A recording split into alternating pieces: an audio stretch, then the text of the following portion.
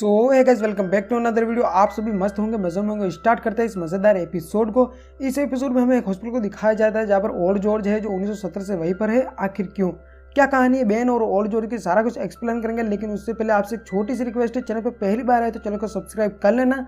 बस आपको थोड़ा सा ही टाइम लगेगा सब्सक्राइब करने में, लेकिन उससे जो खुशी और मोटिवेशन मिलता है ना, वो नेक्स्ट लेवल होता है। तो कर लो सब्सक्राइब। एपिसोड की स्टार्टिंग में हमें एक हॉस्पिटल को दिखाया जाता है जहाँ पर स्टाफ का एक आदमी भी होता है जो कंप्यूटर पर गेम खेल रहा होता है। तभी एक डॉक्टर कॉल करता है हॉस्पिटल का हालचाल पूछने के लिए कि वहाँ पर सब कुछ ठीक तो है। वो आदमी डॉक्टर को बताता है कि यहाँ पर सब कुछ ठीक है, सारे लोग सो चुके हैं, बस ओल्ड जॉर्ज नहीं सोया है जो 1970 से उसी हॉस्पिटल में है।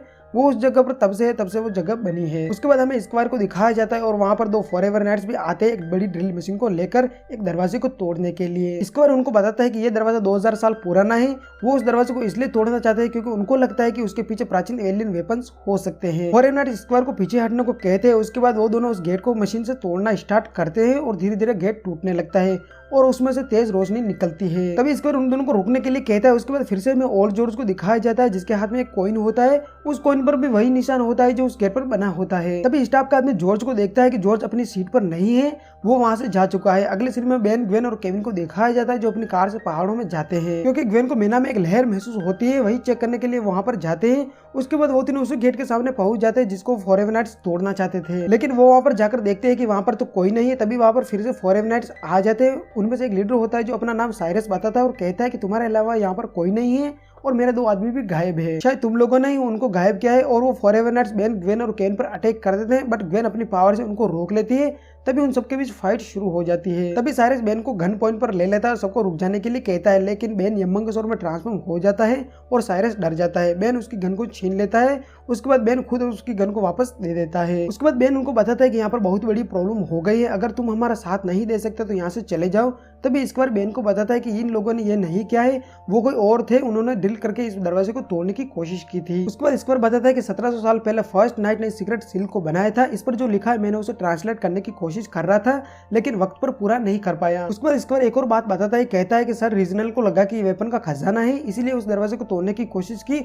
जब वो दरवाजा तोड़ रहे थे तो धीरे धीरे इसमें से रोशनी बढ़ रही थी। उसके बाद मैं यहाँ से भाग निकला, फिर बाद में क्या हुआ मुझे नहीं पता। इसके बाद हमें दिखाया जाता है कि आखिर वो फॉरएवर नाइट्स कहाँ गायब हो गए, इसका पता लगाने के लिए वो सब वहां से निकल जाते हैं। उसके बाद उन सबको रास्ते में एक एलियन दिख जाता है जिसने एक आदमी को पकड़ रखा था। इस बात से बेन को बहुत ही ज्यादा गुस्सा आ जाता है और वो आदमी को छोड़ने के लिए कहता है, लेकिन तभी अचानक साइरस अपने आदमी को उस पर अटैक करने के लिए बोल देता है, लेकिन ग्वेन उनको रोक लेती है। उसके बाद बेन उन सबकी गन को छीन लेता है, लेकिन तभी ग्वेन उस आदमी को बचाने के लिए उस एलियन से भिड़ जाती है और वो उस आदमी को उठाने की कोशिश करती है, लेकिन वो आदमी ग्वेन पर अटैक करना चाहता है क्योंकि उस आदमी का दिमाग पूरी तरह से उस एलियन के कंट्रोल में होता है। लेकिन अचानक से वो एलियन ग्वेन को पकड़ लेता है और उसके दिमाग पर कंट्रोल कर लेता है। लेकिन केविन को इस बात से बहुत ही ज्यादा गुस्सा आ जाता है और वो उस एलियन पर अटैक करता है और वो एलियन ग्वेन को छोड़ देता है। फिर से वो एलियन केविन पर अटैक करता है लेकिन केविन को वो छोड़ देता है। उसके बाद अचानक से वो एलियन बेकाबू हो जाता है और उन सब पर अटैक करता है, वहां से भाग जाता है, लेकिन वो जानवर स्क्वायर को पकड़कर ले जाता है। और उन तीनों के सामने एक और बड़ी प्रॉब्लम खड़ी हो जाती है क्योंकि वो एलियन स्क्वायर को लेकर भाग जाता है